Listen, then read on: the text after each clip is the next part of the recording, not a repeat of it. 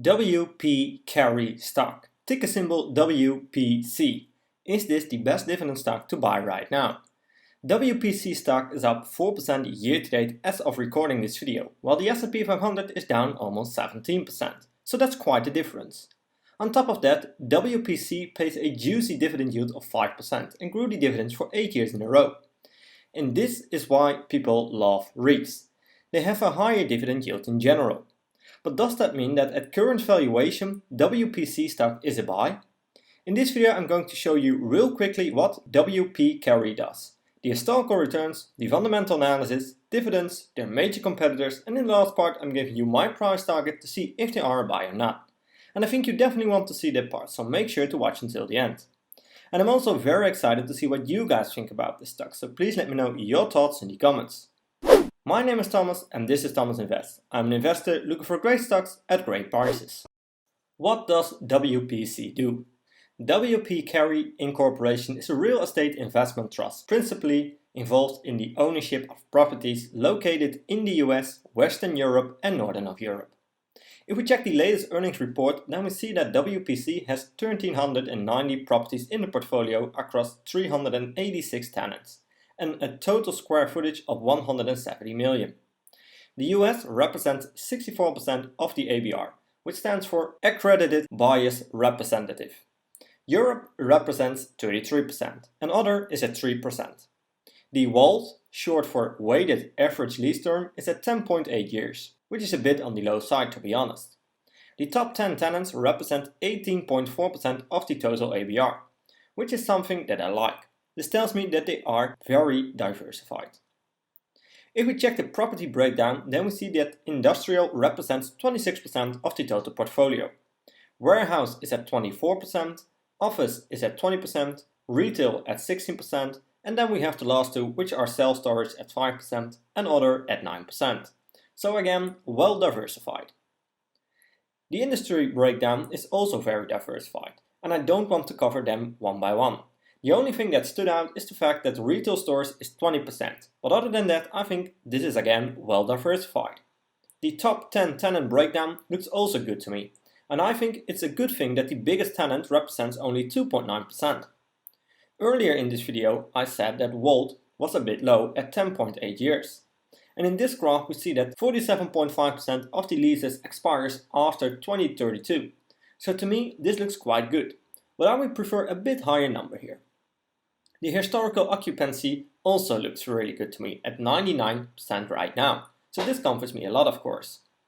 The last thing that I want to cover in this earnings report is the FFO and AFFO, which are both very important to value a REIT.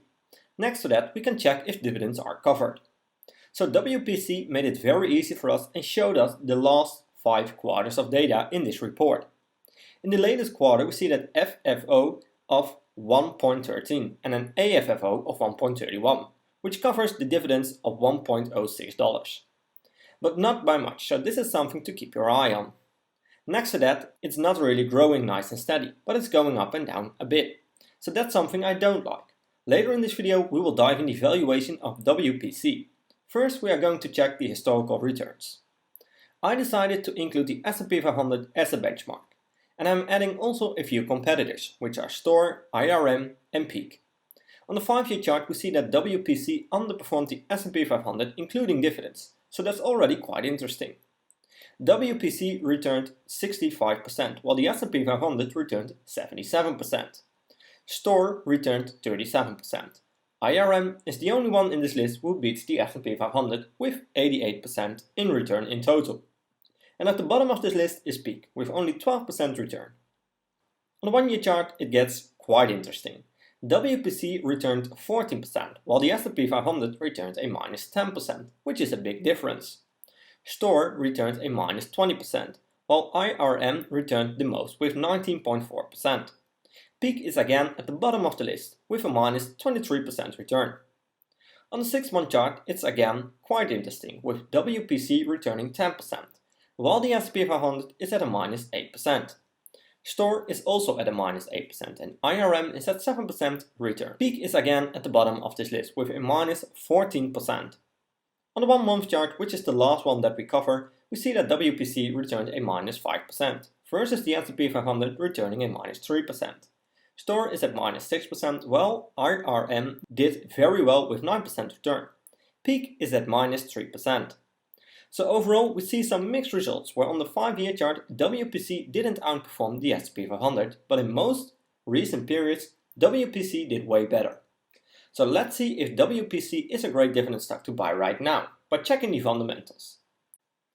But first, if you made it this far into the video, I want to thank you a lot for watching this video. I also want to mention that I'm almost at 1000 subscribers, so help me achieving this huge milestone by giving me a subscribe. In return, you receive similar analysis to this one every week. Let's continue by diving into the fundamentals.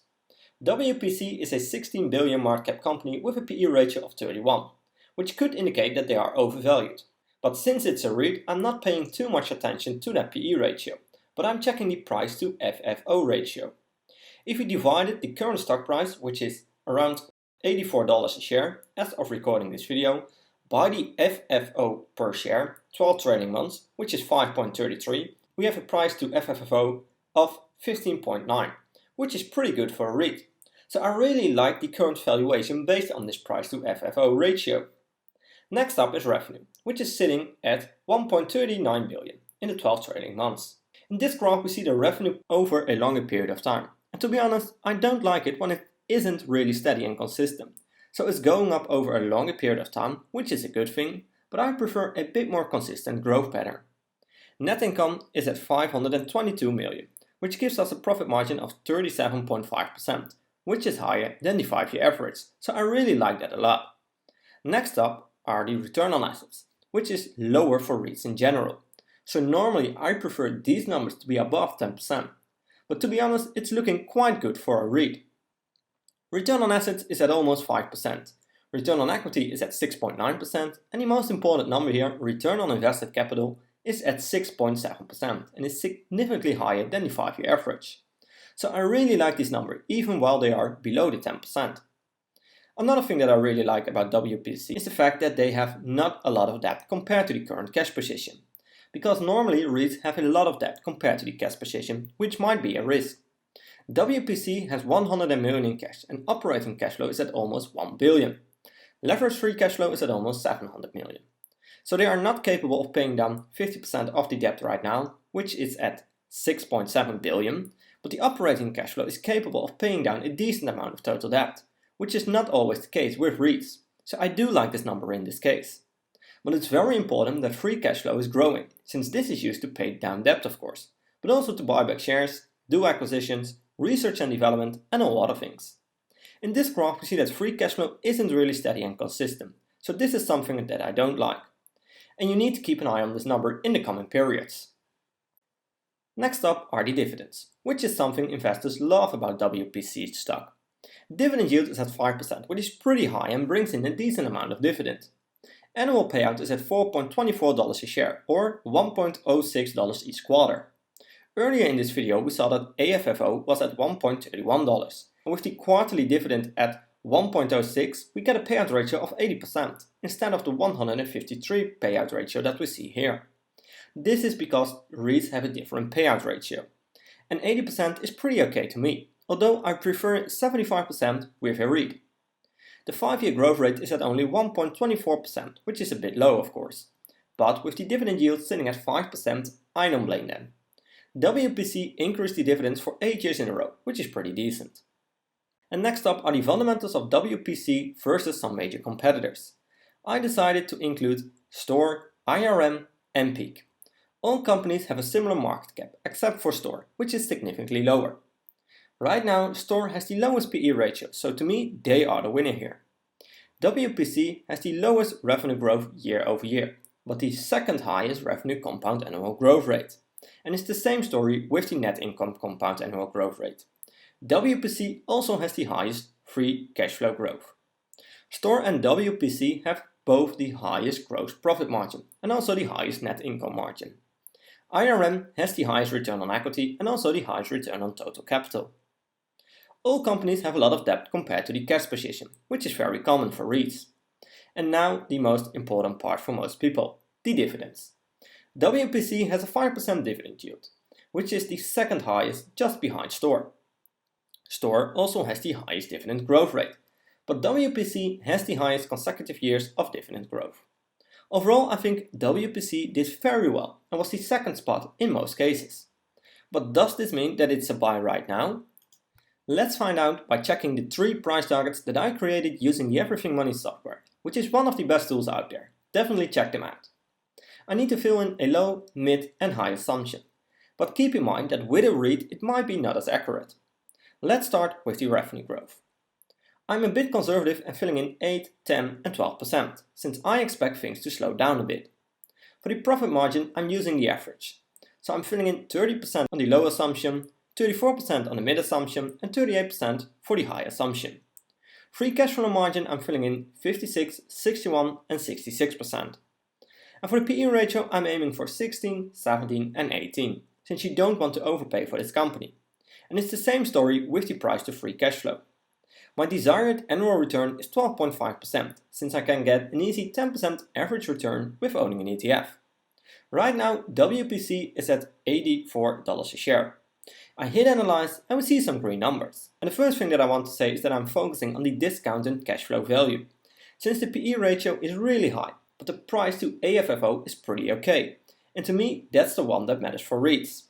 So we have a low price target based on the discounted cash flow of $74 a share, a mid price target of 97 and a high price target of 127. So if you believe these numbers, then WPC stock is a buy. I think the low to mid price target is the most justified range here, of $74 to $97, meaning it still could be a buy, but personally I would like to see the stock price to come down just a little bit more. My final conclusion on the stock is that I really like it from a dividend perspective. A 5% dividend yield is really high and brings in a decent amount of dividends every quarter.